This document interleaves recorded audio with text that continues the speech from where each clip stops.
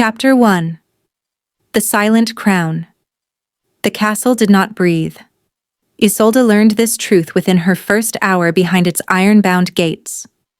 No servants whispered in corridors, no fires crackled in hearths, despite the autumn chill seeping through stone. The air itself hung suspended, as though the very walls had forgotten the rhythm of life. She clutched her worn traveling case tighter, following the severe woman in black who had collected her from the village gate at dusk. Mrs. Halvern. The housekeeper's spine was iron straight, her silence absolute. She had not spoken since uttering Isolde's name like an accusation. "You'll tend the king's chambers," Mrs. Halvern said at last, her voice echoing through the cavernous entrance hall. Portraits lined the walls, pale faces with dark eyes that seemed to track Isolde's movement. "You'll change linens, dust shelves, maintain the fire. You will not speak unless spoken to. You will not look directly at His Majesty. You will not ask questions." Isolde's throat tightened. "I understand." "You do not." Mrs. Halvern stopped before a towering oak door carved with ravens and thorned roses. 17 maids came before you, all left within a fortnight. Most in the dead of night, without collecting wages. Why? The housekeeper's lips thinned. "You will not ask questions, girl." The door opened soundlessly. The chamber beyond was vast and shadow-drowned. Heavy velvet curtains blocked every window. A candelabra burned on a distant desk, its light too feeble to reach the corners. Books lined the walls from floor to impossibly high ceiling. Thousands of them, their spines cracked and ancient. The air smelled of parchment, candle wax, and something else. Something cold and faintly metallic. "His Majesty keeps nocturnal hours," Mrs. Halvern murmured. "You'll work at twilight and dawn, never midday, never full night." "Is he ill?" "He is the king." The words were a warning and a wall. Mrs. Halvern gestured to a small side chamber. "Your quarters. Be ready at sunset tomorrow." Then she was gone, and Isolde stood alone in the oppressive quiet. The first 3 days passed in eerie solitude. Isolde worked in absolute silence, moving through the king's chambers like a ghost tending a tomb. She changed silk sheets that bore no wrinkles, as though never slept in. She dusted shelves that held no dust. She stoked fires that gave no warmth. And she never saw him. Yet she felt him.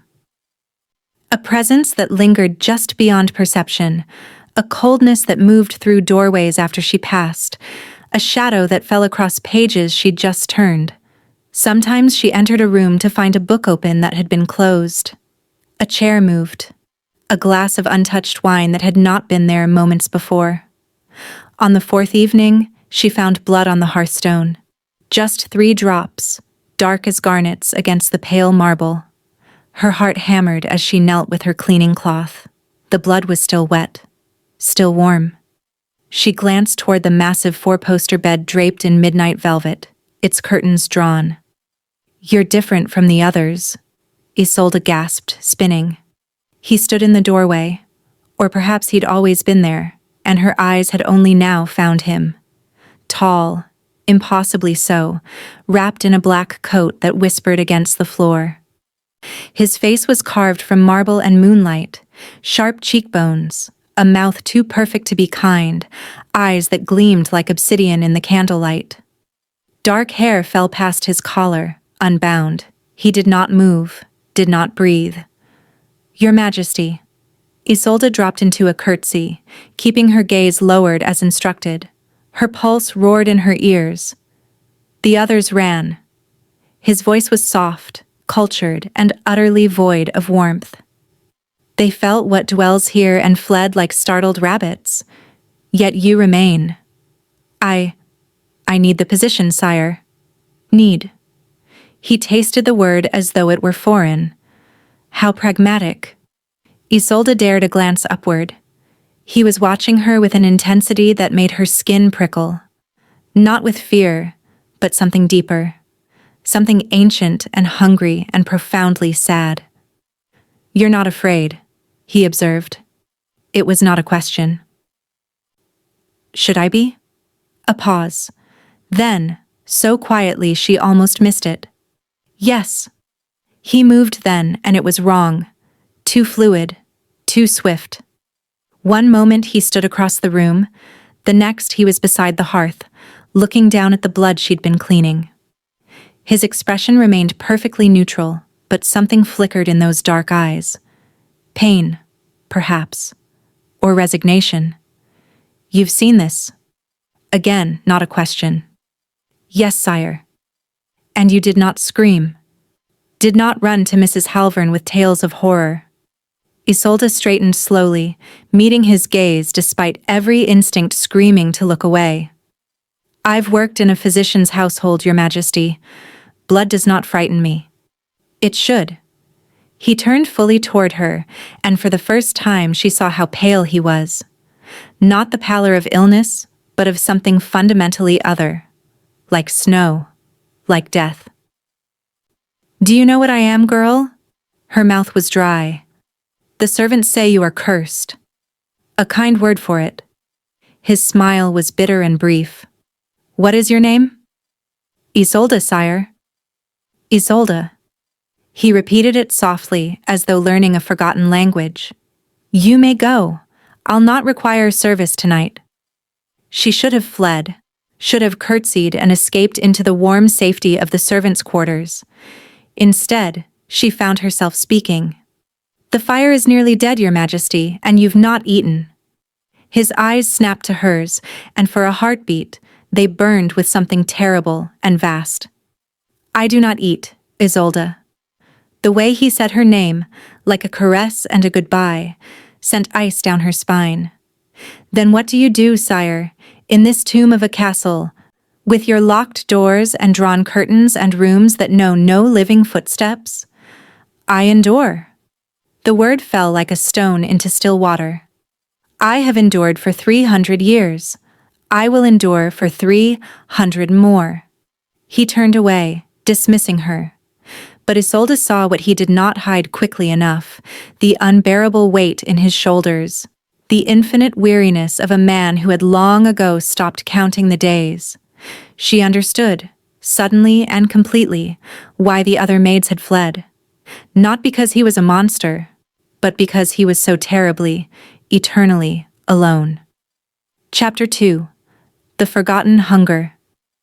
Isolde did not sleep that night. She lay in her narrow bed in the maid's quarters, staring at the ceiling as moonlight crept through the single window. 300 years. The words circled her mind like ravens. What manner of curse could bind a man to such endless existence? What crime had warranted such punishment? And why did he remain here, in this cold fortress of silence, when the world beyond surely held something, anything?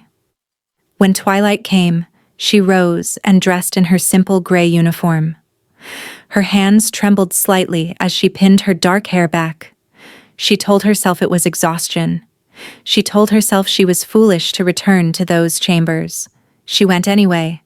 The king's rooms were empty when she entered. The fire had died completely overnight, leaving the hearth cold and ashen. The blood was gone. She'd cleaned it thoroughly, but the memory of it lingered. She set about her duties with mechanical precision, trying not to think about the way he'd looked at her. That terrible, hungry loneliness. You came back. This time, she didn't startle. She'd been expecting him somehow, though she'd neither heard nor seen him enter. He stood beside the towering bookshelf, one pale hand resting on a leather-bound volume. He wore different clothes, a shirt of deep crimson beneath a black waistcoat, but the same air of careful distance. I work here, Your Majesty, Isolde said simply, continuing to arrange fresh linens. The others did not return, not after the first conversation. He pulled the book from the shelf, studying its spine. They saw what I am, and understood the danger. And what are you? The question hung between them like a drawn blade. He lifted his gaze from the book, and in the dim light, His eyes seemed to catch fire. Red gold, like embers. You know what I am, Isolde. You've known since you saw the blood, since you felt the coldness of these rooms. Say it. Her heart beat steadily in her chest, too loud, surely, in this silent place. Vampire. The word fell like a stone into deep water. He closed his eyes briefly, and when he opened them again, they were black once more, human, almost. And yet you stand there, folding sheets, unafraid. I'm afraid, she admitted quietly. I'm simply choosing to stay anyway. Something shifted in his expression. Surprise, perhaps, though it vanished too quickly to name. He moved to the window, drawing back the heavy curtain just enough to reveal the dying light outside. The sunset painted him in shades of amber and blood. Do you know why they assigned you here? He asked. Mrs. Halvern and the steward? I need work. I've no family, no prospects. They sent you because you're expendable. His voice remained soft, almost gentle, which somehow made the words more cutting. An orphan with no one to miss her should she vanish, like the others. Isolde's fingers stilled on the linen. Did you kill them? The 17 before me? No. He turned from the window, and she saw something raw flash across his face. I sent them away. Every one of them. Because they looked at me with either terror or... He paused, jaw tightening. Fascination. Both are unbearable. How do I look at you? The question surprised them both. He studied her for a long moment, his preternatural stillness absolute. When he spoke again, his voice had roughened. Like you see something worth pitying. Not pity, Isolde corrected, meeting his gaze steadily. Sorrow. There's a difference. Is there? She set down the folded sheet and took a small step toward him, not close, but closer. Pity is for the weak. Sorrow is for the wounded. You're not weak, Your Majesty. I am a monster bound to darkness, sustained by blood, watching centuries pass while everything mortal crumbles to dust around me. His words were precise, controlled, but underneath them ran a current of such profound agony that Isolde's throat tightened. What else would you call me? Lonely. The single word struck him like a physical blow. For a heartbeat, his careful mask cracked, and she saw the truth beneath. Endless years of isolation, of watching everyone he'd ever known age and die, of being feared and avoided and locked away in this beautiful prison. You should go, he whispered, but there was no command in it, only weariness. When my duties are finished. Isolde, you've not fed. She didn't know how she knew this, only that it was true. That blood on the hearth. You were injured, weren't you? Fighting it. The hunger. His hands clenched at his sides. You understand nothing of what you speak. Then tell me. She took another step, emboldened by something she couldn't name. You said you endure, but endurance isn't living. It's just existing. Barely. What else is there for me? The question escaped him raw and unguarded. I cannot die. I cannot change. I cannot even sleep peacefully. Every rest brings dreams of the man I was before this curse, before I became this cold, dead thing. You're not dead. The words came from some deep instinct. Dead things don't suffer. They don't choose isolation over harming others. They don't send away every servant who might discover their nature. I send them away to protect them. From what? You've killed no one. You fight your own hunger until you wound yourself. She gestured toward where the blood had been. That's not a monster. That's someone punishing himself for a curse he likely didn't choose. He stared at her with something close to wonder, but darker. More dangerous. You see too much. Perhaps everyone else saw too little. The air between them thickened. He moved then, not the inhuman speed from before, but with deliberate slowness, until he stood close enough that she could feel the cold emanating from him like winter fog. Up close, she could see that his beauty was terrible and perfect. No flaw, no warmth, just marble carved by cruel, immortal hands. "I could hurt you," he said softly, "so easily. The hunger is constant, a burning that never dims. And you smell of life and warmth and everything I can never have again." Isolde's pulse fluttered at her throat, and she saw his gaze drop to it, linger. But he didn't move closer. "What's your name?" she asked. "Your true name, not your title." For a long moment she thought he wouldn't answer. Then, so quietly it was almost a confession, "Thaddeus." "Thaddeus," she repeated, and watched something in him break at the sound of his own name spoken without fear. "You're not alone anymore." His eyes closed, and when they opened again, they gleamed with unshed tears that would never fall. "That," he whispered, "is what I'm most afraid of." Chapter 3. The Weight of Centuries. The castle began to change, though the transformation was so subtle that Isolde almost didn't notice at first. A window opened in the library, allowing pale moonlight to pool across the floor. A fire burned higher in the hearth, its warmth finally reaching beyond the immediate stones. And Thaddeus.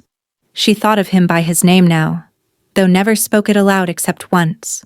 Began to appear during her working hours rather than avoiding them. He never came close, never touched. But he was there, reading at his desk while she dusted, standing by the window while she changed linens, existing in the same space for the first time in what she suspected were decades. On the 7th evening, she found him collapsed. Isolde entered the study to discover him slumped in the chair before his desk, head bowed, one hand gripping the armrest with enough force that the wood had splintered beneath his fingers. Even from across the room, she could see the tremor running through him. "Your Majesty?" She hurried forward, instinct overriding caution. "Don't." The command was hoarse, desperate. "Stay back." She stopped 3 feet away, close enough to see the sharp prominence of his cheekbones, the unnatural pallor even against his usual marble-white skin. Close enough to see that his eyes, when he lifted them, burned pure crimson. "How long?" she demanded. "How long since you've fed?" "It doesn't matter." "Thaddeus." His name escaped her lips before she could stop it, and he flinched as though struck. "How long?" "6 weeks." The admission came quiet and ashamed. "Perhaps 7. I lose track." "That's why you're—" She gestured helplessly at his weakened state. "This is what happens when you starve yourself?" "I won't feed from the innocent." His voice fractured on the words. "I won't become the monster they all believe me to be. Better to endure than to— You're killing yourself." "I cannot die, remember?" A bitter smile ghosted across his lips. Just another gift of this magnificent curse. Isolde's hands clenched in her apron. She'd watched her employer, the physician, treat countless ailments. She understood the body's needs, the consequences of deprivation. And she understood, with sudden clarity, that Thaddeus had been doing this for years. Decades, perhaps. Starving himself to the edge of madness and then finding just enough sustenance to continue his eternal punishment. "There must be another way," she said. "Animals. Or, animal blood sustains but doesn't nourish, like eating sawdust when you crave bread." He leaned back in the chair, and the movement seemed to cost him. "I've tried every alternative. This is what I am, a creature designed to feed on human life." "Then feed." His eyes snapped to hers. "What?" "Not kill, not drain, but feed." She took a step closer, and he immediately straightened, every muscle tensing. "You said you can control it, so control it. Take enough to survive without harming." "You don't understand." He rose from the chair with visible effort, putting distance between them. The hunger isn't rational. It doesn't stop at enough. Once I begin, the monster wakes. And I... He pressed his palms against the window frame, his back to her. I won't risk it. I won't risk you. The last 3 words fell soft as snowfall and twice as cold. How many times have you done this? Isolde asked quietly. Starved yourself to this point? His shoulders remained rigid. Every month. Sometimes twice. For 300 years. Yes. And before me? Before the 17 others? Did anyone know? Did anyone help you? The silence stretched so long she thought he wouldn't answer. When he finally spoke, his voice was barely audible. There was someone. Once. Long ago. His reflection in the dark window glass looked like a ghost. She was kind, like you. She saw past the monster and tried to help. Tried to make the isolation bearable. What happened to her? I happened to her. The words came flat and dead. One night, the hunger overwhelmed my control. I took too much. And when I came back to myself, she was... He stopped, jaw working. After that, I vowed never again. No companions, no kindness. Only this. Isolde's heart clenched. She imagined him, younger then but still ancient, holding someone he'd hurt through his own cursed nature. Centuries of guilt, centuries of self-inflicted isolation.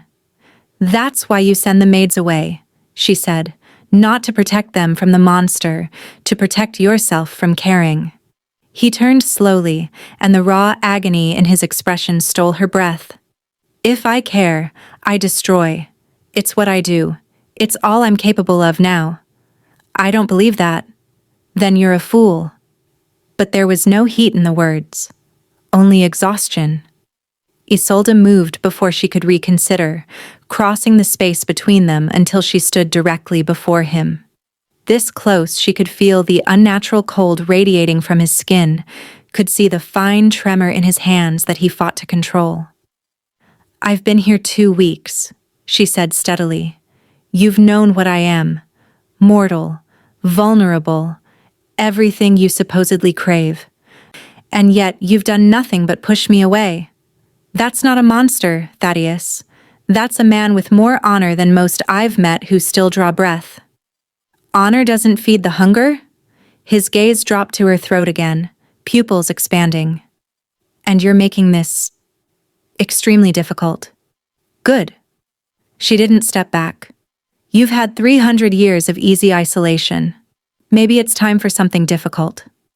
You're asking me to trust myself, to believe I can take without destroying. His voice roughened to something almost feral. That trust died the night she did. Then don't trust yourself. Isolde lifted her chin, pulse visible at her throat. Trust me. For a moment, the world held its breath. Thaddeus stared at her with an expression caught between hunger, horror, and something dangerously close to hope. Then he turned away sharply, gripping the window frame with enough force to crack the stone. Get out, Isolde. Your Majesty. Get out. Each word fell like a door slamming shut. Before I do something we'll both regret. Before I prove that you're wrong about me. She hesitated, warring with herself. Then slowly she stepped back. You're not a monster, she said quietly. But you are a coward. She left before he could respond, her heart hammering against her ribs. Behind her, she heard something shatter. Glass or wood, she couldn't tell. And beneath it, so faint she almost imagined it, the sound of someone breaking. Chapter 4. The Blood Moon Rising. Isolde didn't see Thaddeus for 3 days. Mrs. Halvern delivered instructions through the door each evening. Attend the chambers, maintain the fires, leave covered dishes of food that went untouched. No mention of the king, no explanation for his absence, but Isolde felt him. In the freshly moved books, in the chair that sat facing the window where she worked, as though he'd watched from the shadows. In the single black rose that appeared on her pillow the second night, its petals soft as silk and cold as frost. On the third evening, Mrs. Halvern's expression was grave. "There's a blood moon tonight," the housekeeper said, her voice tight. "His Majesty has requested you stay in your quarters until dawn. Do not, under any circumstances, leave this room." "Why? What happens during—" "Questions, girl." Mrs. Halvern's eyes held something close to fear. "For once in your stubborn life, obey without them." The door closed with grim finality, and Isolde heard the lock turn from the outside. She was a prisoner. For an hour, she paced the small room, watching through her window as the sun set in violent shades of crimson. The sky darkened to deep purple, then black. And then, rising over the eastern mountains came the moon, red as fresh blood, large and swollen and terrible. The castle began to scream. Not voices, nothing so human. It was the sound of stone grinding, of metal shrieking, of something ancient and furious waking from forced slumber. Isolde pressed her hands over her ears, but the sound came from everywhere, vibrating through the walls and floor, then, cutting through the chaos, a roar of pure agony. Thaddeus. Isolde ran to the door, yanking on the handle. Locked. She grabbed the fire poker and wedged it into the gap, throwing her full weight against it. The lock held. The screaming from below intensified. His voice, she was certain now, raw and inhuman. Damn it. She looked around frantically, then grabbed her small wooden chair and slammed it against the window. Once. Twice. On the third strike, the glass shattered. The drop was 12 feet to the garden below. She didn't hesitate. The impact drove the breath from her lungs, but nothing broke. She scrambled to her feet, torn between the pain in her ankle and the terrible sounds echoing from the castle's depths. Following instinct, she ran toward the oldest wing, the one Mrs. Halvern had explicitly forbidden her to enter. The door stood open, hanging crooked on ancient hinges. Beyond it, stone steps spiraled downward into darkness. Isolde descended. The screaming grew louder with each step, joined now by the sound of metal chains straining, stone cracking. The air grew colder until she could see her own breath. At the bottom of the stairs, a corridor stretched toward a heavy iron door inscribed with symbols she didn't recognize. The door was ajar. Inside was a chamber carved from raw stone, lit by torches that burned with strange blue flame. And in the center, bound by silver chains anchored to the walls, was Thaddeus. But not the composed, controlled man she knew. This creature was wild. Eyes blazing pure red, fangs fully extended, dark veins spreading like cracks across his too pale skin. His clothes were torn, hanging in tatters. Blood streaked his wrists where the silver chains burned into flesh that tried and failed to heal. He lunged against the restraints when he saw her, and the chains snapped taut with a sound like thunder. The roar that tore from his throat was nothing human. Thaddeus. Isolde forced herself to stay calm, though every instinct screamed to run. "It's Isolde, you know me." His head whipped toward her voice, and for a heartbeat she saw recognition flicker in those crimson eyes.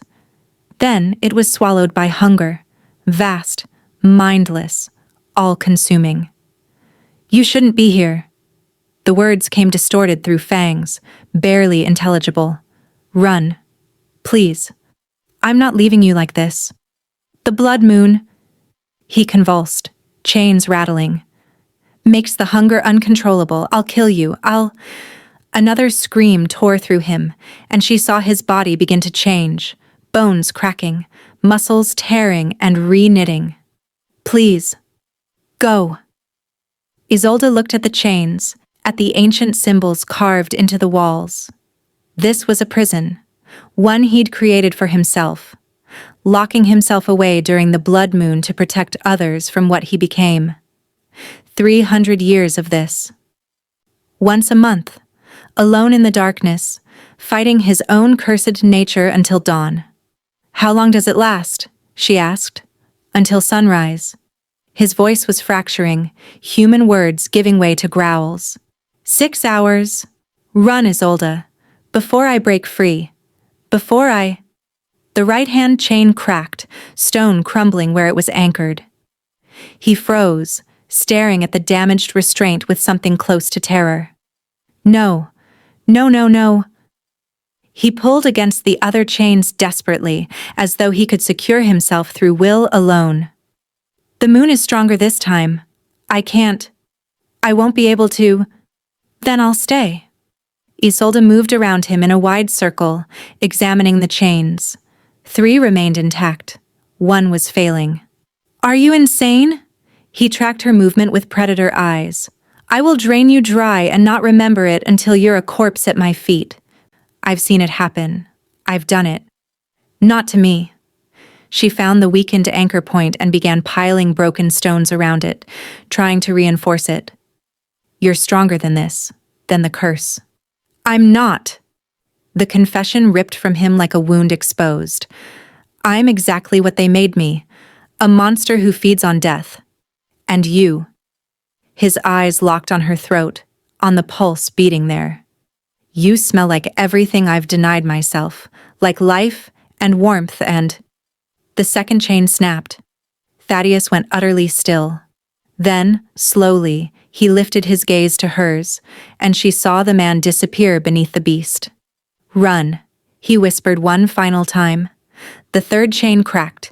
He surged forward, and only the last anchor held, pulling him up short mere feet from where she stood. Close enough that she could feel the cold radiating from him. Close enough to see the agony warring with hunger in his inhuman eyes. "I told you," Isolde said quietly, not moving. "I'm not leaving you alone." "Then you'll die."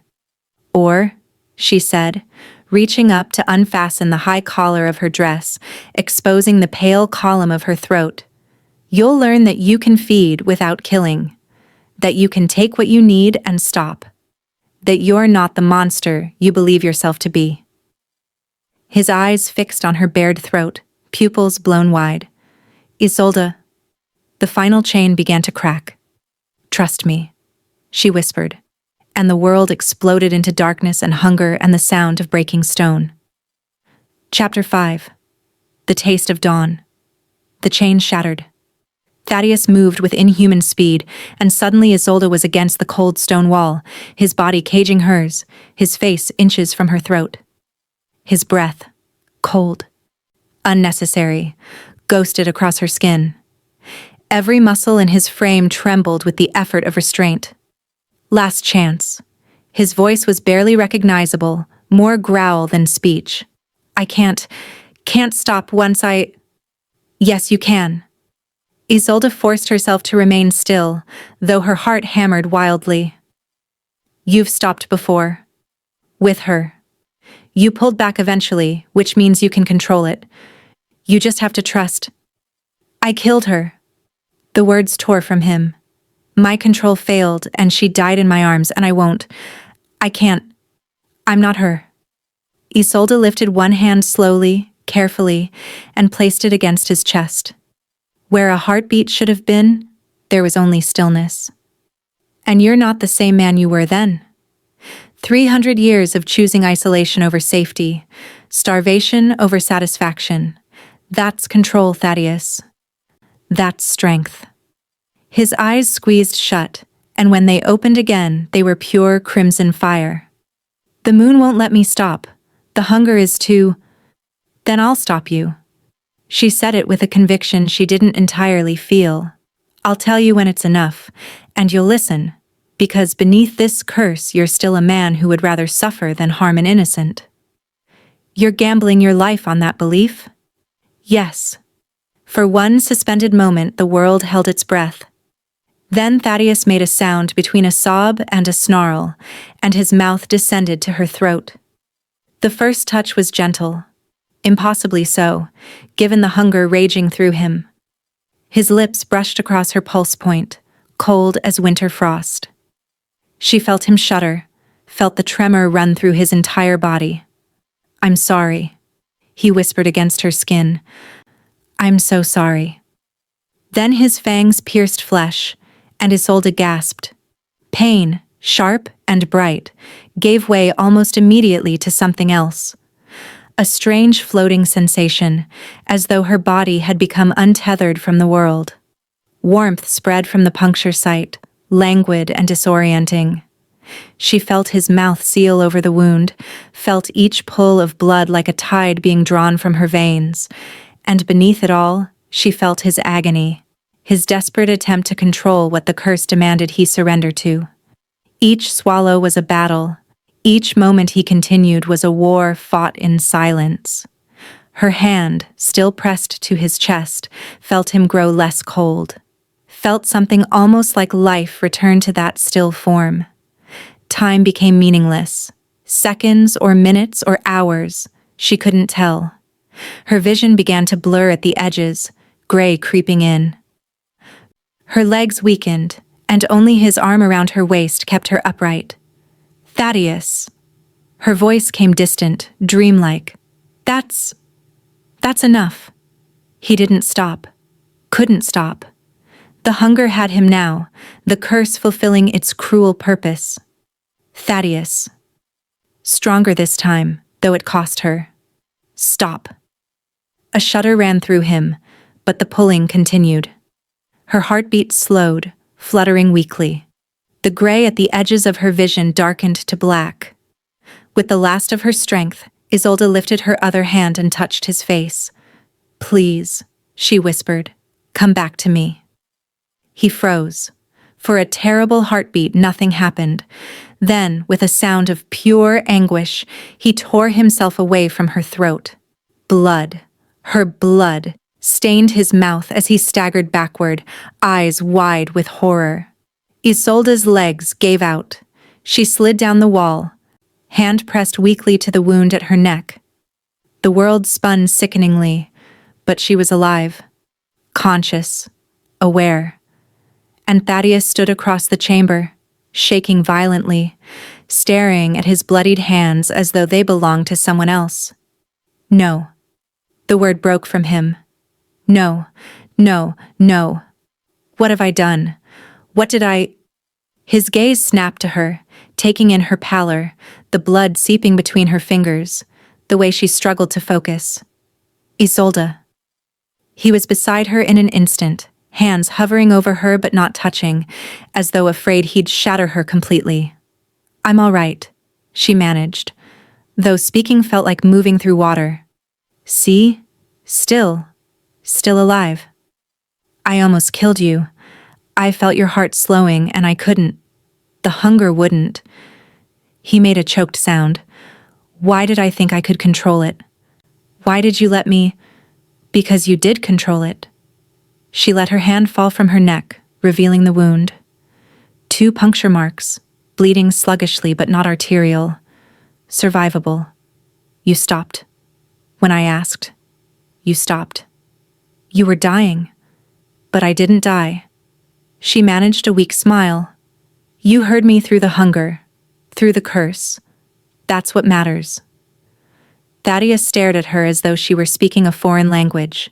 His hands trembled as he carefully, so carefully, lifted her into his arms and carried her from the chamber. She felt the steady stride, the supernatural strength, the cold of his body that had warmed slightly with her blood.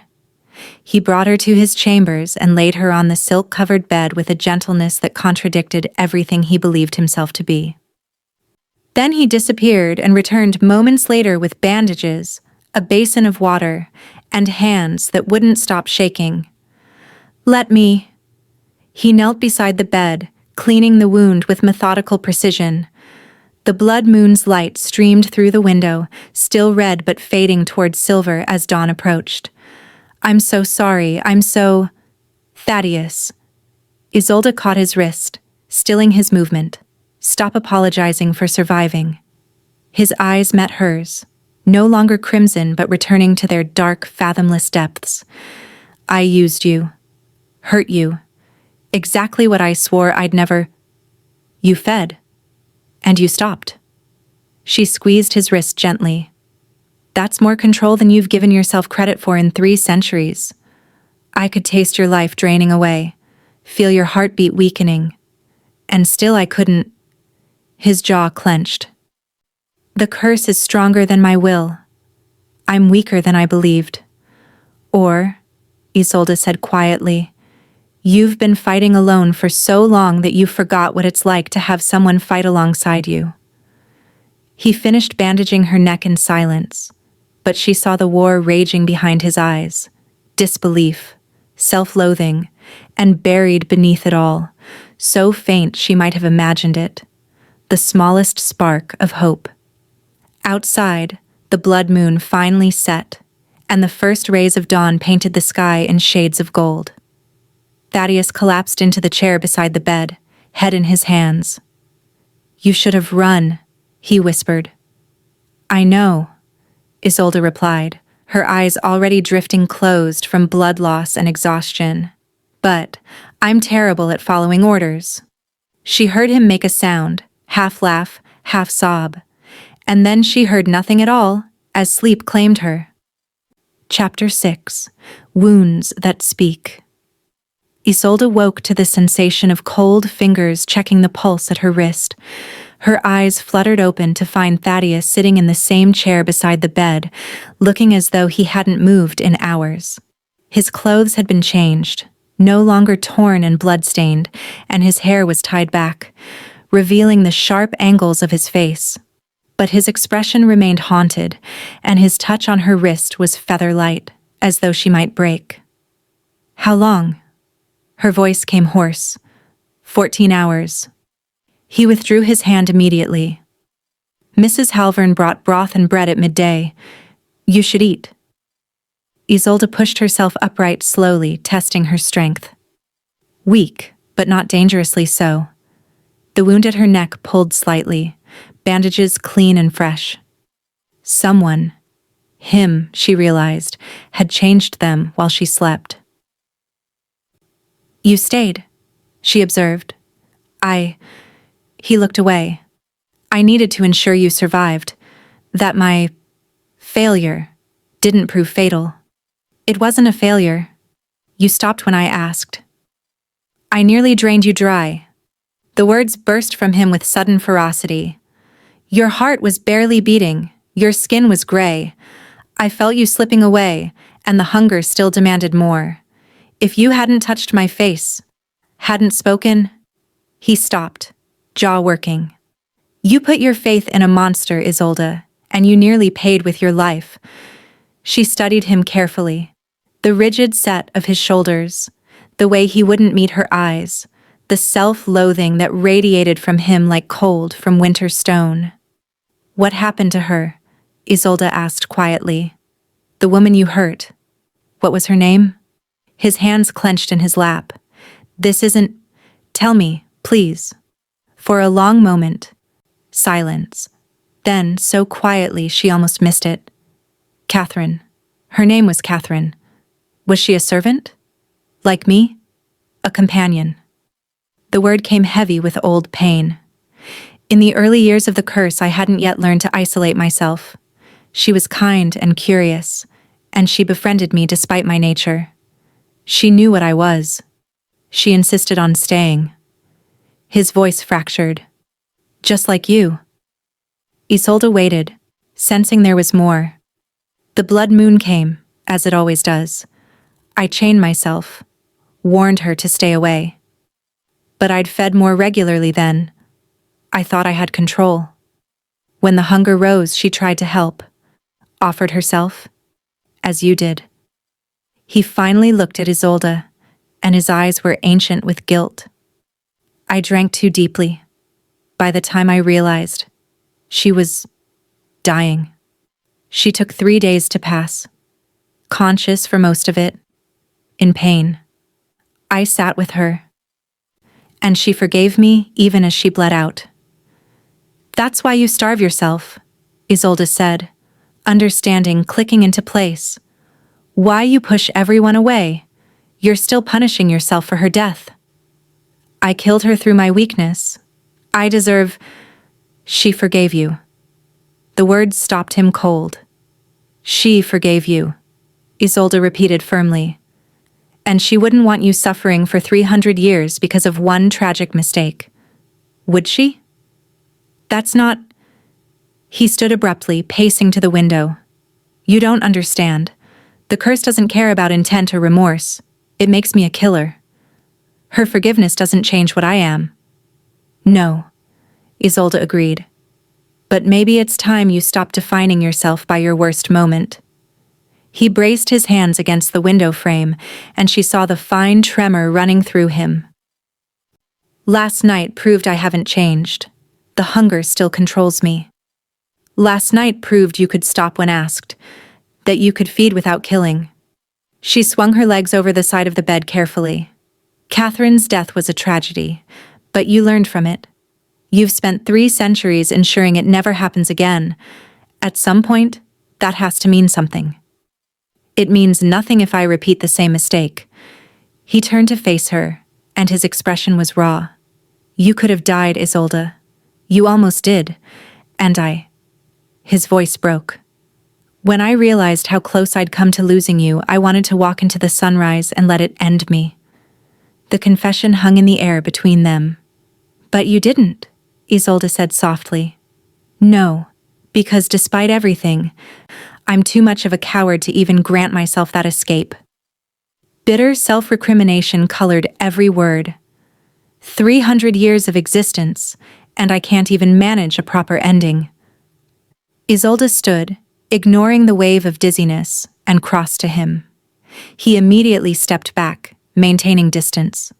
Stop running from me, she said. I'm protecting you. You're protecting yourself. She closed the distance again, and this time he didn't retreat, though every line of his body radiated tension. You're terrified that if you let someone close, you'll care, and if you care, you might lose them. So you keep everyone at arm's length and call it noble sacrifice. It is sacrifice. It's cowardice. The word fell hard between them. Catherine was brave enough to stay with you despite the risks. Brave enough to forgive you with her dying breath. And you've spent 3 centuries proving her faith in you was misplaced by refusing to believe you could be anything other than a monster. His eyes flashed dangerously. You know nothing of what you speak. I know you sat beside my bed for 14 hours, checking my pulse every few minutes to ensure I still breathed. She gestured to the fresh bandages at her neck. I know you changed these dressings with hands so gentle I didn't even wake. I know you arranged for food and worried yourself sick over whether I'd survive. That's not a monster, Thaddeus. That's someone who cares deeply despite every effort not to. Caring doesn't change my nature. No, but it proves you're more than your curse. She lifted her hand slowly, giving him time to move away. He didn't. You have a choice. You can keep punishing yourself for Catherine's death, can keep starving and suffering alone in this tomb, or you can accept that you're not the same man who made that mistake, that 3 centuries of isolation and self-sacrifice mean you've learned control and compassion. His eyes closed. You're asking me to forgive myself. I'm asking you to try. When his eyes opened again, they glistened with tears that his cursed body wouldn't allow to fall. I don't know how. Isolde's hand finally made contact, her warm palm against his cold cheek. He shuddered at the touch, but didn't pull away. Then let me teach you, she whispered. And for the first time in 300 years, Thaddeus leaned into another's touch and allowed himself to be held. Chapter 7. The Covenant Unspoken. The days that followed took on a strange new rhythm. Isolde recovered her strength slowly, under Thaddeus's watchful eye and Mrs. Halvern's grudging care. The housekeeper said nothing about the shattered window or the blood moon's aftermath, but her knowing look suggested she understood far more than she admitted. Thaddeus kept his distance, physically at least, but his presence became constant in other ways. Books appeared at Isolde's bedside. Histories, poetry, philosophy, all carefully selected. The fire in her small chamber burned higher than before, and every evening she woke from rest to find him reading in the chair by her window, never touching, never presuming, but there, always there. On the 5th day, she insisted on returning to her duties. "You're still weak," Thaddeus protested as she made her way to his chambers with fresh linens. "I'm functional." "There's a difference." She set about changing the bed sheets with methodical precision. "Besides, I'm going mad with boredom. Most servants consider bed rest a luxury. I'm not most servants." She glanced at him over her shoulder. "Surely you've noticed?" Something flickered in his expression. Amusement, perhaps, or fondness. It vanished quickly, but not before she saw it. He turned his attention back to the manuscript on his desk, but she noticed he made no actual progress in his reading, his eyes tracking her movements instead. "You wrote this," she observed, gesturing to the neat script visible from across the room. "What is it?" "Nothing of consequence. Everything you create has consequence." She finished with the linens and moved closer to his desk, peering at the pages. "It's beautiful handwriting, like calligraphy. 300 years allows considerable time for practice." He closed the manuscript carefully. "I've written 17 volumes of observations, histories of the curse's origins, theories on its nature, none of it useful. May I read them?" The question clearly surprised him. "They're academic. Dry? You'd find them fascinating," she finished. "I want to understand. The curse, what you've learned, how you've survived." He studied her for a long moment, something unreadable in his dark eyes. Then slowly he opened a locked drawer and withdrew a leather-bound volume. "This is the first," he said quietly, "written in the months after my transformation, when I still believed I could find a cure." Isolde took the book reverently. The leather was worn soft with age, the pages yellowed but carefully preserved. She opened it to the first page and found an inscription in the same elegant hand. "My name is Thaddeus Vallemont. I was 29 years old when I died. This is the accounting of what came after." "Vallemont?" she murmured. "A noble family?" "Once. Before the curse." He gestured dismissively. "They're long dead now. The line ended centuries ago." Isolde read the first entry aloud. "The hunger is constant, all-consuming. I feel it burning beneath my skin like fever that never breaks. I no longer recognize the man in the mirror. Perhaps that man is truly dead, and what remains is merely a pale imitation. A mockery." She looked up to find him watching her with an intensity that stole her breath. "This pain," she said softly, "you've carried it since the beginning. The curse doesn't allow healing, physical or otherwise." He stood, moving to the window as though the conversation had become too intimate. "You see now why I am the way I am, why isolation is necessary. I see someone who has suffered alone for far too long." Isolde set the book down carefully. "What happened? How did you become this? Does it matter?"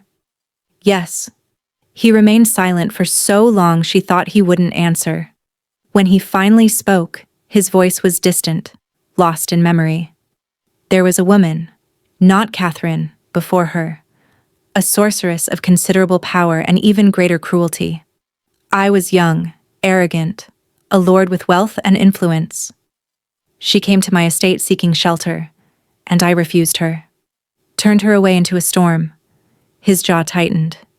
"She cursed me for my lack of compassion, said I would walk in darkness forever, sustained only by the life I'd deemed worthless. That I would watch everyone I loved age and die while I remained frozen at the moment of my greatest failure. That's why you're trapped at 29, Isolde said, understanding dawning.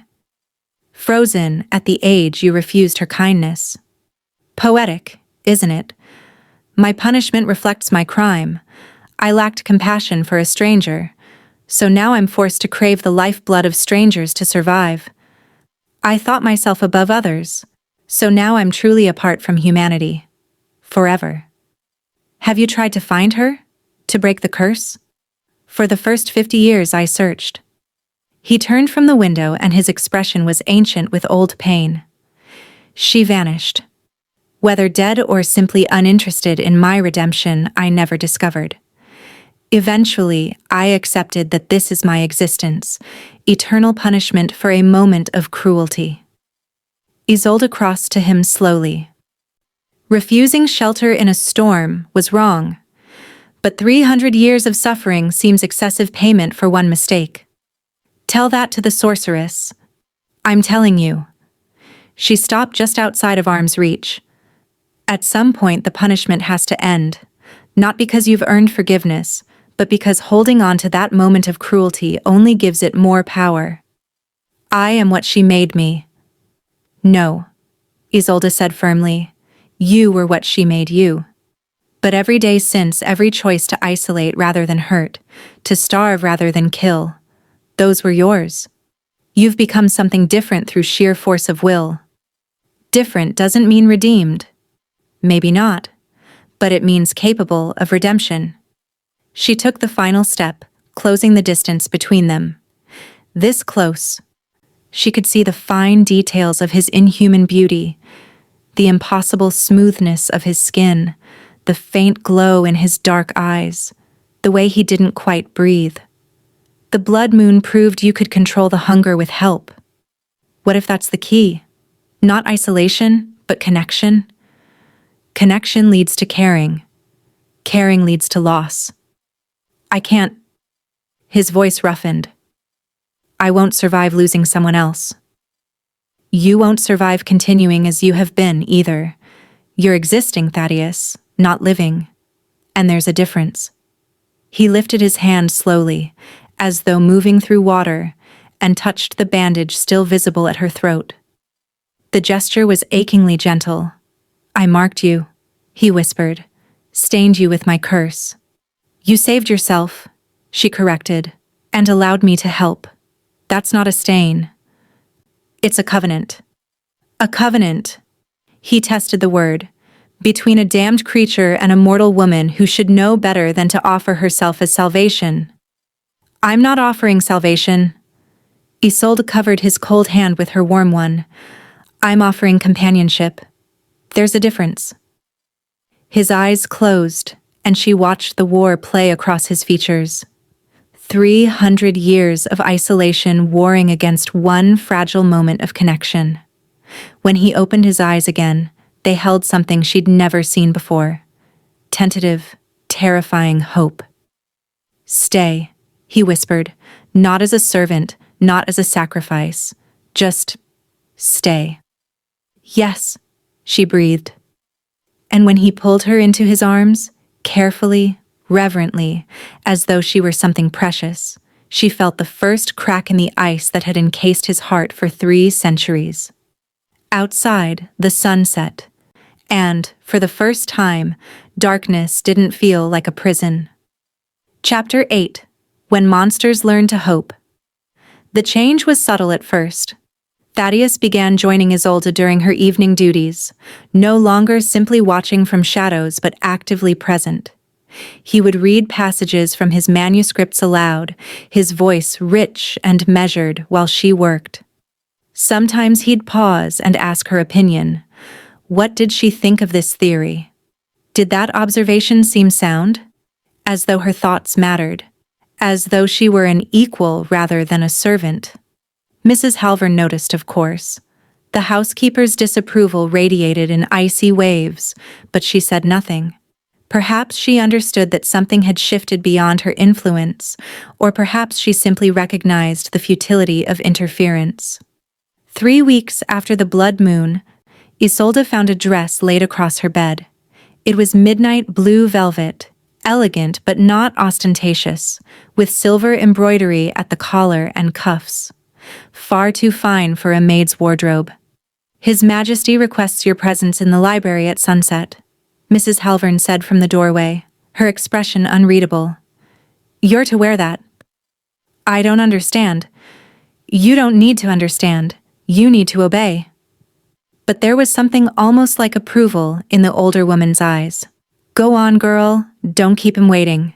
Isolde dressed carefully, her fingers trembling slightly as she fastened the intricate buttons. The dress fit perfectly, as though made for her. When she looked in the small mirror, she barely recognized herself. No longer a servant in gray homespun, but something else. Someone else. She found Thaddeus in the library, standing before the massive window that overlooked the moonlit mountains. He'd dressed formally as well. Black coat and waistcoat, white shirt, his dark hair unbound. He turned as she entered, and something shifted in his expression. Isolde. Her name on his lips sounded different, softer. You look uncomfortable, she finished, tugging at the unfamiliar finery. Why did you? Because I wanted to see you as you are, not as my servant, not as someone bound by duty or necessity. He crossed to her slowly. Just you. She studied him carefully. What is this, Thaddeus? An attempt. He gestured to the library table where she now noticed 2 place settings had been arranged, complete with wine glasses and covered dishes. At something approaching normalcy, or at least, what I remember normalcy being before. Before 300 years of isolation. Yes. He pulled out a chair for her, the gesture achingly formal. I realize I've forgotten how to do this. How to simply exist with another person without distance or duty between us. But I'd like to try, if you're willing. Isolde sat, her heart doing strange things in her chest.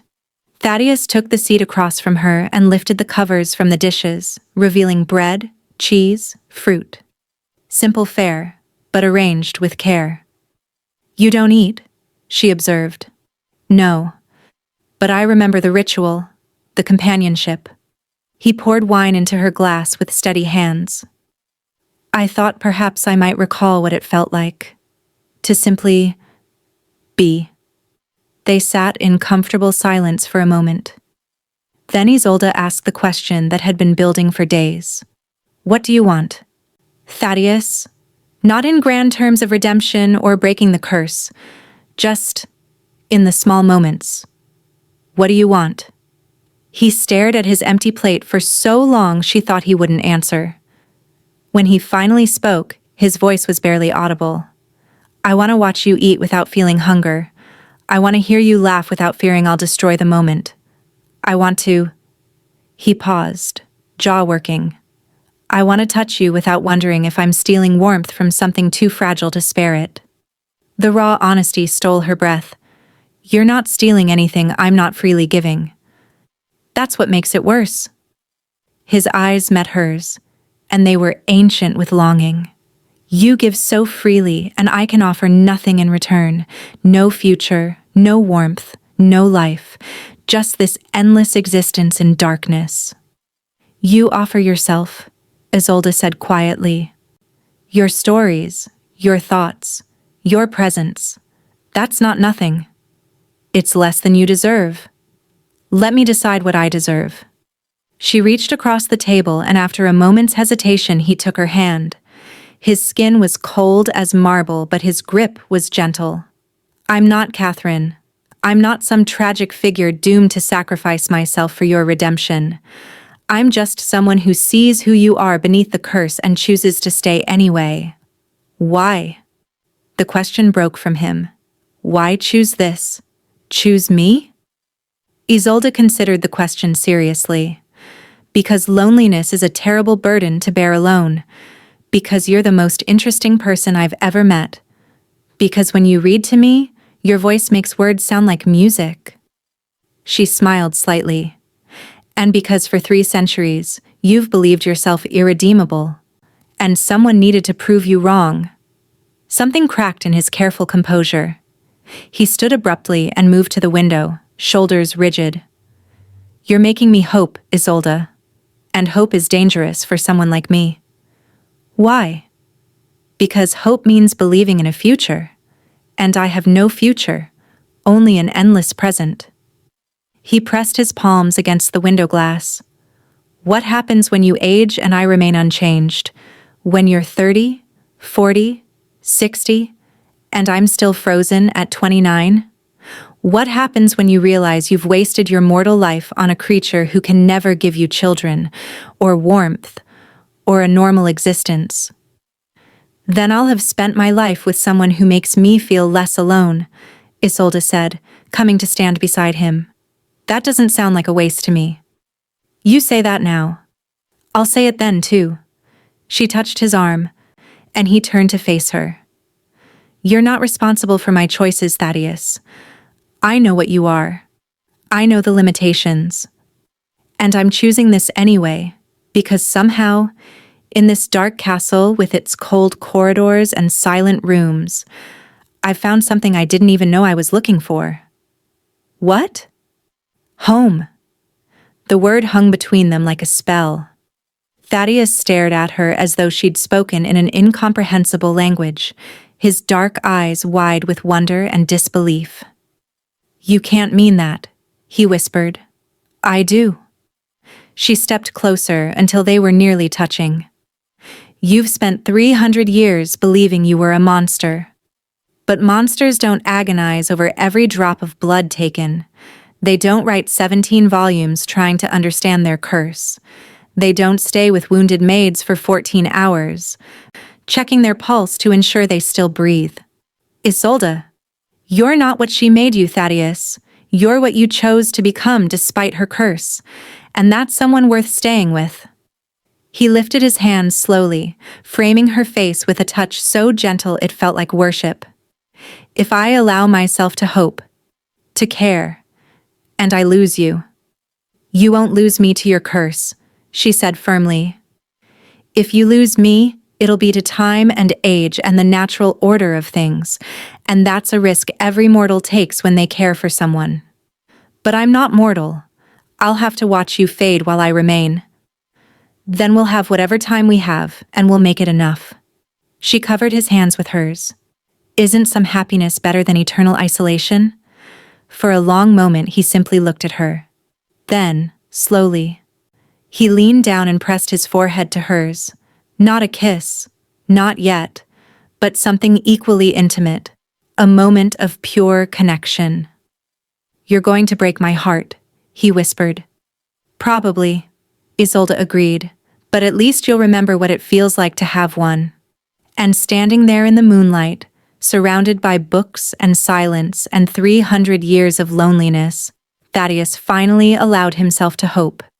Chapter 9. Blood and Starlight. The attack came on a night of new moon, when darkness lay thick and absolute. Isolde woke to the sound of shattering glass and inhuman shrieks. She bolted upright in bed, heart hammering, as crashes and screams echoed through the castle's stone corridors. Not Thaddeus. These voices were multiple, feral, nothing like his controlled restraint. She grabbed her shawl and ran toward his chambers. The door stood open, hanging crookedly on its hinges. Inside, chaos. Furniture overturned, books scattered like fallen birds. And in the center, Thaddeus fighting. 3 creatures surrounded him. Vampires like him, but twisted, feral. Their eyes burned crimson, fangs fully extended, movements purely predatory.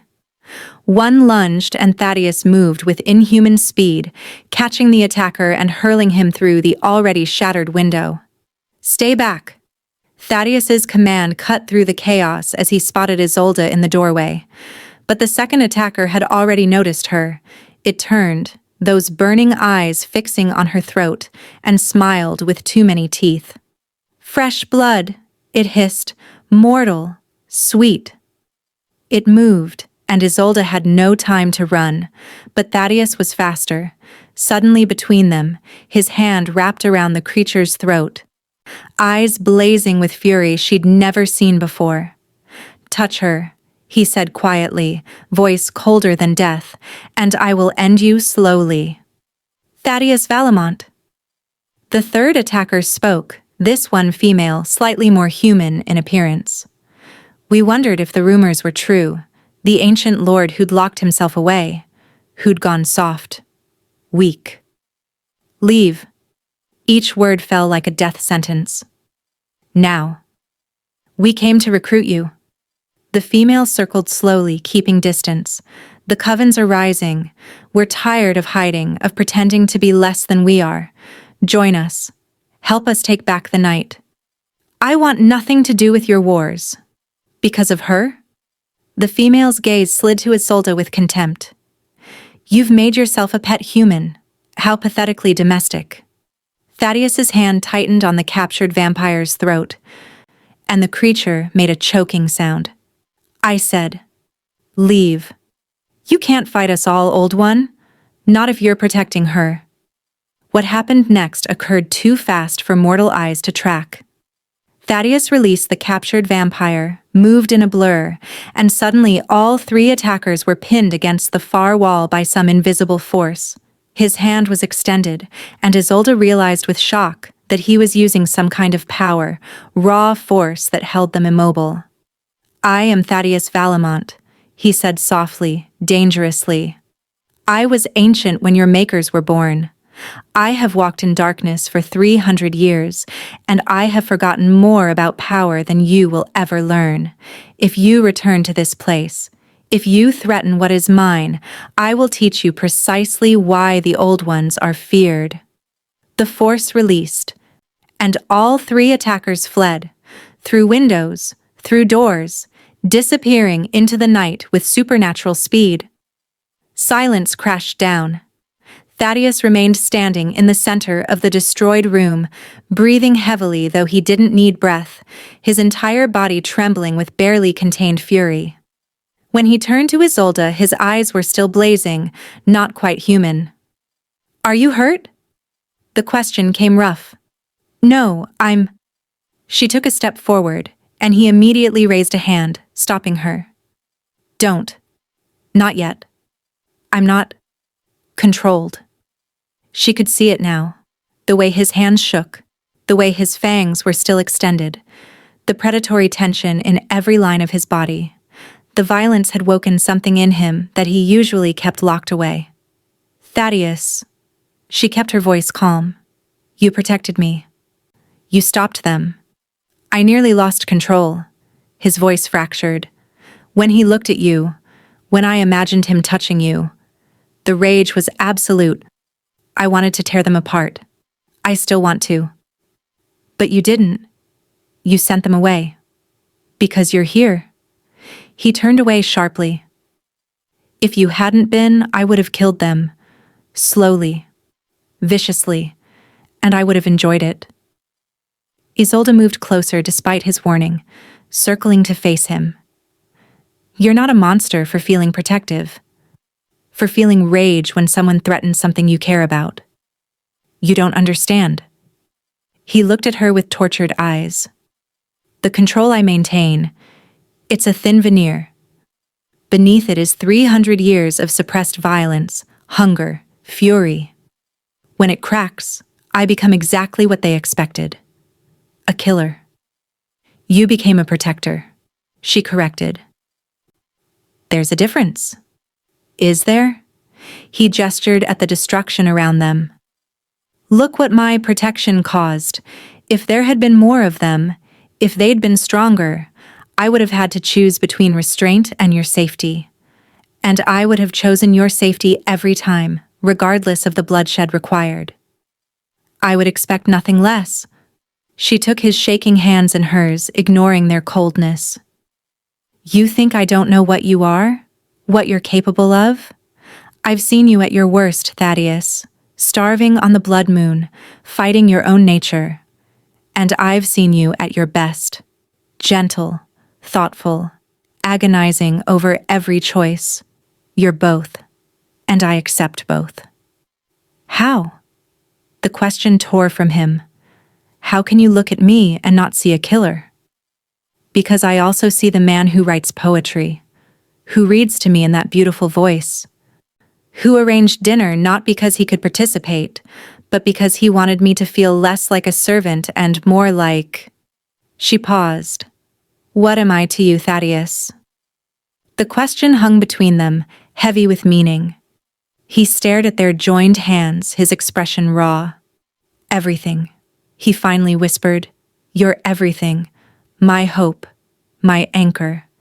The reason I wake each evening. The future I never thought I could have. He lifted his gaze to hers. You're the first person in 300 years I've wanted to protect more than I want to protect others from myself. Then trust that I can handle all of you. Not just the controlled, careful parts, but the protective fury and the ancient power and the violence you think makes you irredeemable. She stepped closer until they were nearly touching. I'm not fragile, and I'm not naive. I know what you are, and I'm choosing you anyway.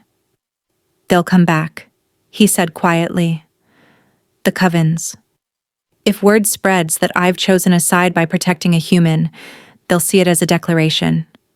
You'll be in danger. Then we'll face it together. Isolde. Together, she repeated firmly.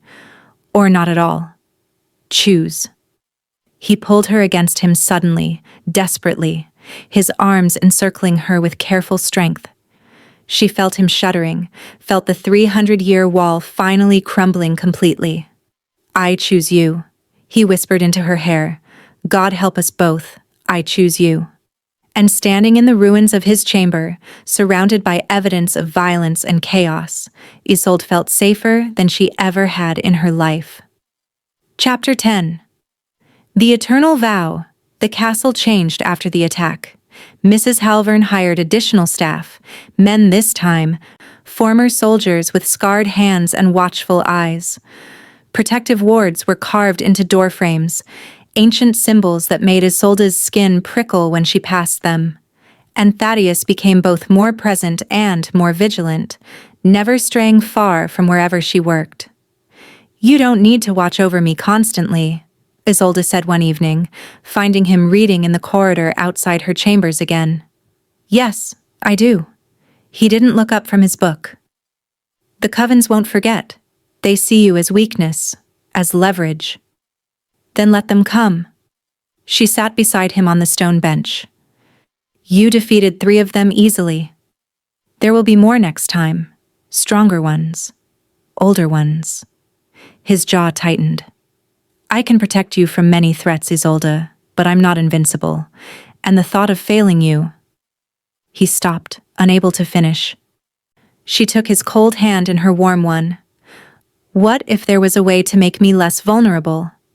His eyes snapped to hers, understanding dawning with horror. No. You haven't heard what I'm suggesting. I know exactly what you're suggesting, and the answer is no. Absolutely not. He stood abruptly, pacing. I will not curse you with this existence. I won't condemn you to darkness and hunger and watching everyone you love age and die while you remain frozen. I won't do that to you. Even if it means we could have eternity together? Especially then. He turned on her fiercely. You think this is life? This cold, hunger-driven existence? You think I would willingly subject you to 300 years of suffering? I think I would choose 300 years with you over 70 alone. She stood to face him. I think that having experienced true connection, true partnership, the thought of losing it to mortality is unbearable.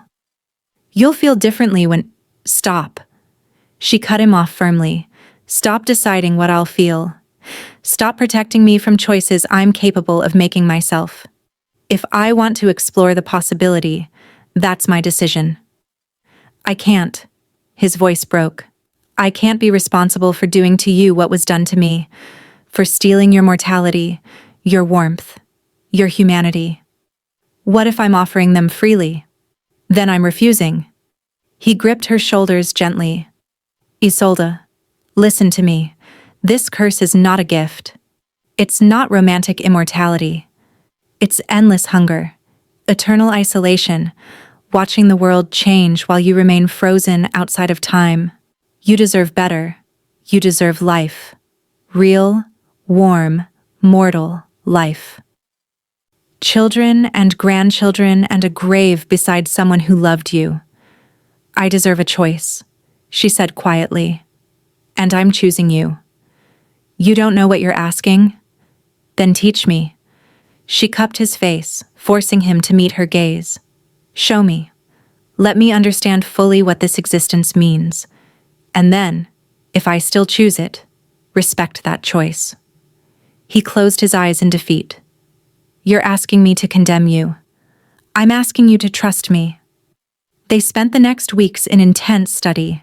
Thaddeus brought out all 17 volumes of his research, walking her through the curse's mechanics, its limitations, its terrible costs. He showed her his own suffering, the monthly blood moons, the constant hunger, the way mortal food tasted like ash, the way sunlight burned. He held nothing back. You'll lose your reflection, he said, standing before the mirror that showed only Isolde. Your connection to the divine, if you believe in such things, your ability to enter holy places, your heartbeat. His voice roughened. The warmth that makes you who you are. But I'd keep my mind? My memories? Yes. The curse preserves the mind and twists the body. You'd be yourself, just colder, darker. Isolde studied their reflection, her solid form, his absence.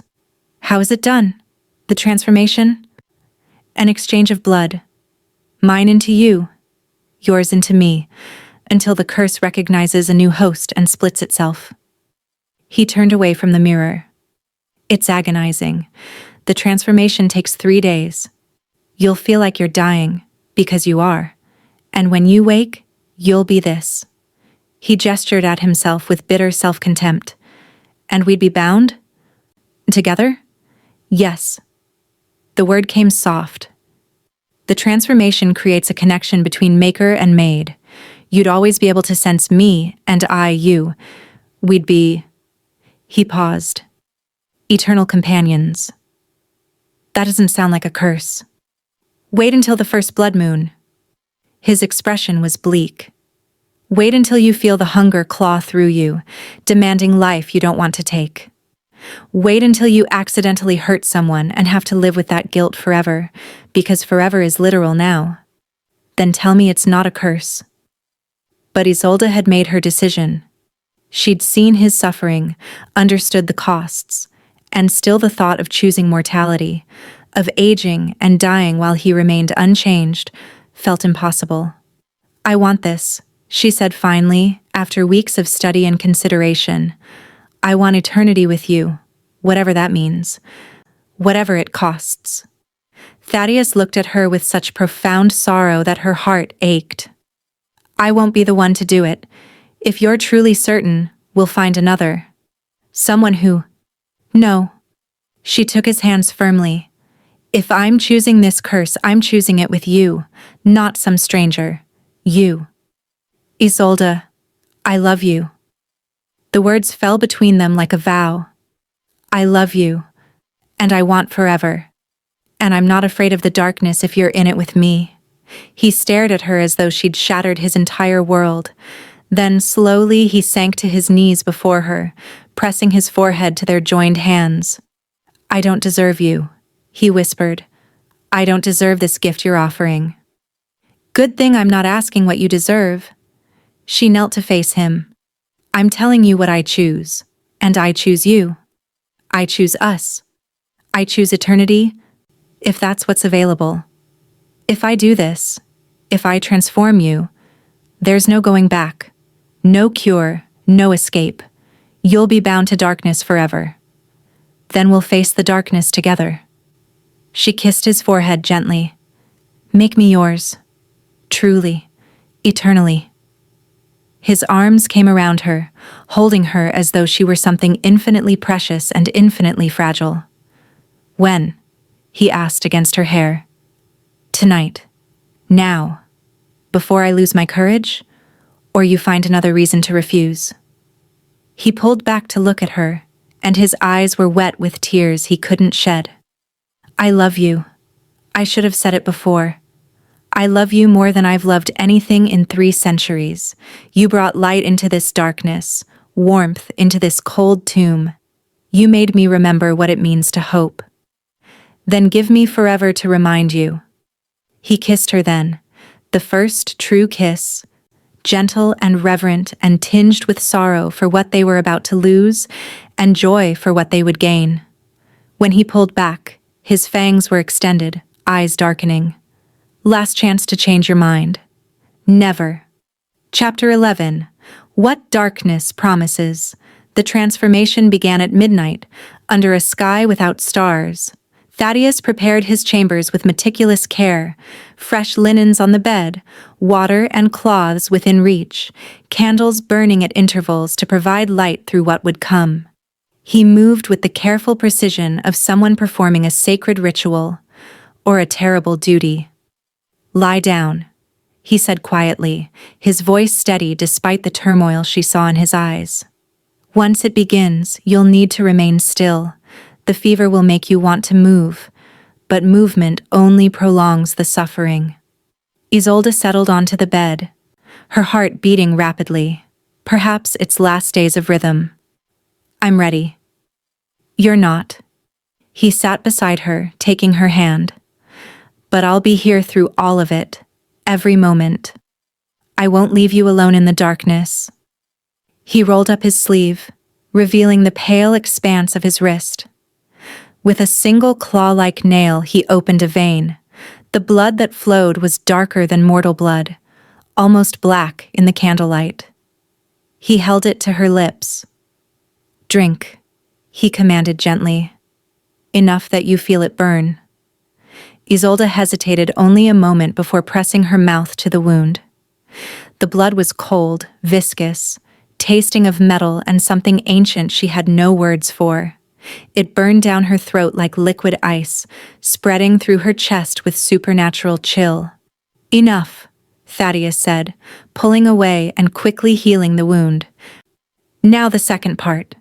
He leaned down, mouth hovering over the pulse at her throat, the same place he'd fed during the blood moon, now healed to only faint scars. This will hurt. I'm sorry. Then his fangs pierced skin, and Isolde gasped. But this was different from before. He drew deeply, pulling her life force with each swallow, and she felt herself growing cold, numb. The world began to gray at the edges. When he pulled back, his mouth was stained with her blood, eyes blazing crimson. The fever comes next. Hold on. Remember who you are. Don't let the darkness take your mind. It started as warmth, deceptive, almost pleasant. Then the warmth became burning. Then the burning became agony. Isolde convulsed, and Thaddeus held her down gently, murmuring words she couldn't understand through the roaring in her ears. Her body felt like it was tearing apart and reforming, every cell screaming in protest at the change being forced upon it. She lost time. Minutes or hours or days. She couldn't tell. There was only pain and Thaddeus's voice, steady and unwavering, anchoring her to herself. Stay with me, beloved. Hold on. You're stronger than the curse. Stay with me. Sometimes she surfaced enough to see his face, twisted with anguish at what he was putting her through. Sometimes she felt cool cloths on her burning skin, water at her lips. And always, always, his hand in hers, cold and constant. On the third day, though she only knew this later, the fever broke. Isolde opened her eyes to a world transformed. Everything was sharper, clearer. She could see individual dust motes floating in the air, could hear the servants moving in distant corridors, could smell the different types of wood burning in fireplaces throughout the castle, and beneath it all, a new sensation. Hunger. Not for food, but for something else. Something living. Isolde? Thaddeus's face appeared above her, and she saw him with new eyes, the impossible beauty of him, the predatory grace, the ancient power that radiated from his very being. How do you feel? She sat up slowly, testing this new body. No heartbeat in her chest, no warmth in her skin, but strength, incredible strength, and senses so heightened the world felt overwhelming. Different, she whispered and stopped. Her voice was different too, lower, with an eerie resonance. Changed. Come. He helped her stand and led her to the mirror. Isolde stared at her reflection, or rather, at the empty space where her reflection should have been. Only the room showed in the glass, and floating within it, a dress with no body to fill it. I'm truly gone, she murmured. No. Thaddeus stood behind her invisible form, his own absence obvious. You're here, just different. As you said. She turned in his arms, studying his face. Do you regret it? Transforming me? I regret your suffering. I regret stealing your mortality. His hand rose to cup her cheek. But having you here, eternal, bound to me through the darkness, that I could never regret. The hunger, she said. I can feel it. Like something clawing beneath my skin. It never stops. But we'll manage it together. I'll teach you control. How to feed without killing. How to exist in this cursed state with honor intact. He pressed his forehead to hers. You're not alone in this, Isolde. Never alone. She kissed him then. And it was strange. Two cold mouths meeting, no warmth exchanged, but somehow perfect nonetheless. When they pulled apart, she was smiling. What? He asked, surprised. I can sense you. In my mind. Your emotions. Your presence. The bond you mentioned. Yes. We're connected now. Maker and maid. I'll always be able to find you. And you me. Even across centuries and continents, we'll know each other. Good. She took his hand, marveling at how their temperatures matched now, both cold, both otherworldly. Because I intend to spend every one of those centuries reminding you that this curse isn't a punishment anymore. It's a gift. How can you say that? You've lost everything. I've lost mortality. I've gained eternity with someone I love. That's not loss, Thaddeus. That's choice. He stared at her with wonder. This woman who had transformed his existence simply by refusing to see him as a monster. You're extraordinary. I'm determined. She pulled him toward the window, where the night stretched endless and welcoming. Now teach me how to move like you do, how to hunt, how to survive in this new existence. We have forever to learn, don't we? Forever, he agreed. And for the first time in 300 years, the word sounded like a promise instead of a threat. They stood together in the darkness, two immortal creatures bound by blood and choice, and something far more powerful than any curse. Love, freely given and eternally kept. Outside, the moon rose silver over the mountains. Inside, two shadows merged into one, facing the endless night together. And in that moment, loneliness, that terrible, eternal loneliness, finally, blissfully ended.